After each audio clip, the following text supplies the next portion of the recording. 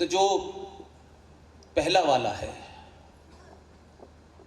उन्होंने अपने स्वभाव से ये घोषणा की कि वंदे मातरम का दर्जा जनगण मन के बराबर होगा और हर कार्यक्रम में बचेगा। लेकिन एक दूसरा भी गुजरात से आया है, उसकी सोच, उसके काम करने का तरीका अलग है। इसकी घोषणा हुई और घोषणा होने के मात्र 4 घंटे बाद जो देश का गृह मंत्री है, उसने अपने स्वभाव का काम किया। और ये बात मैं इसलिए सार्वजनिक मंचों से कहता हूं, बहुत लंबे कालखंड के बाद कुछ लोग आपको मिले हैं, उनसे रोज रोज उनको ज्ञान न दें। जो लोग अपने घर में अपने मन की सब्जी नहीं बनवा पाते, वो मोदी को रोज ज्ञान देते हैं। उनको कुछ पता नहीं है दूर दूर तक, अखबार से पढ़ के समझते हैं दुनिया की राजनीति उन्होंने जान ली। 4 घंटे बाद देश के गृह मंत्री ने, इसीलिए मैं कह रहा हूं, बिना होमवर्क के सनातनी सार्वजनिक मंचों से कोई ऐसी बात न बोलें जिससे आप हंसी के पात्र हैं।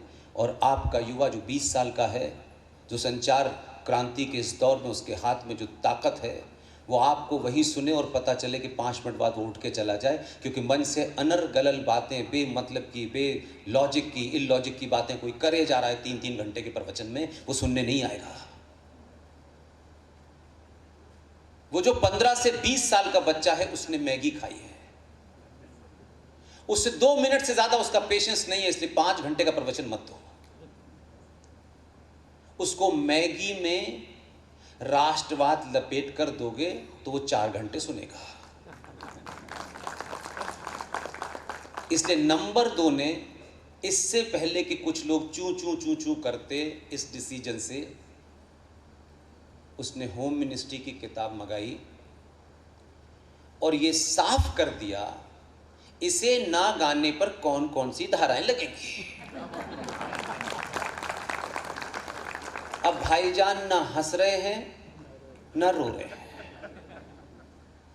तो इस तरीके के कामों को, जिससे शायद चावल आलू सस्ता ना हो, लेकिन जब समाज अपनी सिविलाइजेशन को भूल जाता है, अपने हीरोज को भूल जाता है, तो ध्यान रखिएगा कि जो लोग अपने इतिहास को भूलते हैं, इतिहास भी उनको भूल जाता है। इसलिए बार बार यह कहना कि हम आगे बढ़ो, पिछली बातों में क्या रखा है, तो मां बाप को भी छोड़ के आगे बढ़ो, वो तो पिछड़ गए। ये सारी बीमारियां इस सनातनी हिंदू समाज में है। हम दुनिया के आदमियों के साथ संबंध बनाने के लिए तैयार हैं, लेकिन अपने घर में एक घर छोड़कर आई बेटी के साथ बेटी जैसा बर्ताव नहीं कर पाते।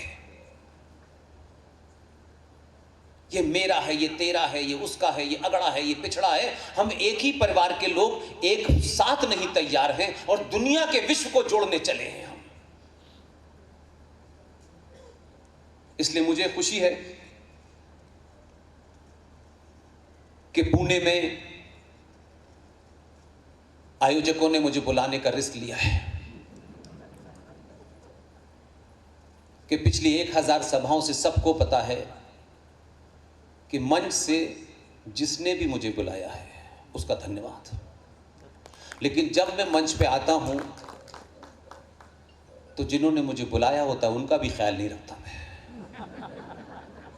मैं कोई बात किसी को खुश करने के लिए नहीं कहूंगा, बात कितनी भी कड़वी हो। और आप सब जानते हैं कि मैं कोई एंटरटेनमेंट करने नहीं आया हूं। कड़वी बात को कड़वे शब्दों में बोलने से बीमारी जल्दी ठीक होती है। इसलिए सावरकर जी के बारे में मुझ जैसे साधारण आदमी के पास शब्द नहीं है कि मैं उनकी शान में कुछ कहूं। लेकिन सोचिए कि सावरकर जैसे लोग इस देश की राजनीतिक विचारधारा से बिल्कुल दूर हैं, क्योंकि सावरकर को जानने से सत्ता नहीं मिलती है। सो सत्ता पाने के लिए चाटुकार दलाल जगह जगह चौराहे पे खड़े हुए हैं, उन्हीं की दुकानें चल रही हैं। और ये आज का भी कार्यक्रम बापट साहब जिनका देहांत 19 फरवरी को हुआ, वो चाहते थे कि मैं यहां आऊं, लेकिन अब वो हमारे बीच में नहीं है। इस सभागार में उनकी बहन भी बैठी हुई हैं, और जिन प्रतिष्ठानों का नाम लिया गया, हर घर सावरकर, इसको स्लोगन मत समझिए। स्लोगन से सरकार चल सकती है, राष्ट्र नहीं चलता। अगर सच में उस महान आत्मा के प्रति आपके अंदर 1% भी भाव है, तो इस सभागार से जब निकलें तो ये तय करके निकलें, कोई कितना भी बड़ा पद से बड़ा आदमी हो,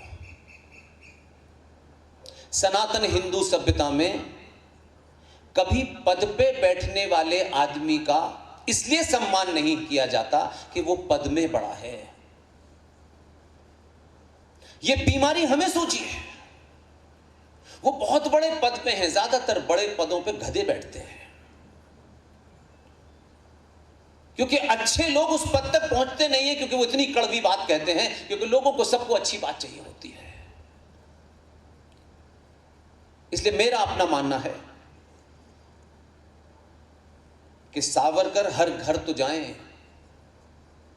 जैसे कभी माएं अपने एक बेटे को स्वतंत्रता संग्राम के लिए भेजती थीं, ऐसे ही माओं को चाहिए कि अपने एक बेटे को सावरकर बनाएं।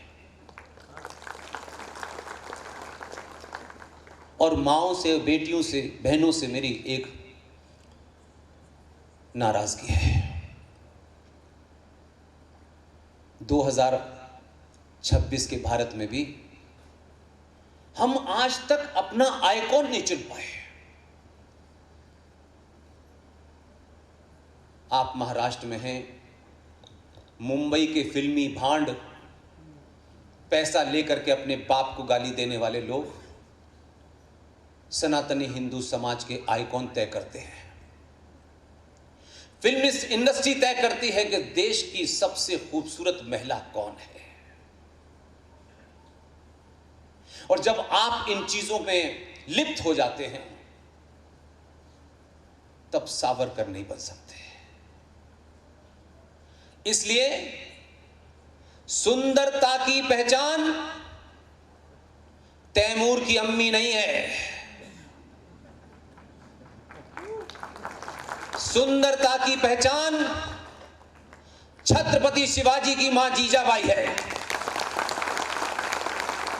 हमने जीजाबाई की कहानियां नहीं सुनाई, बस इतिहास के किसी हिस्से में कहीं लिख दिया है किसी ने कि ये झांसी की रस्म आई थी। बस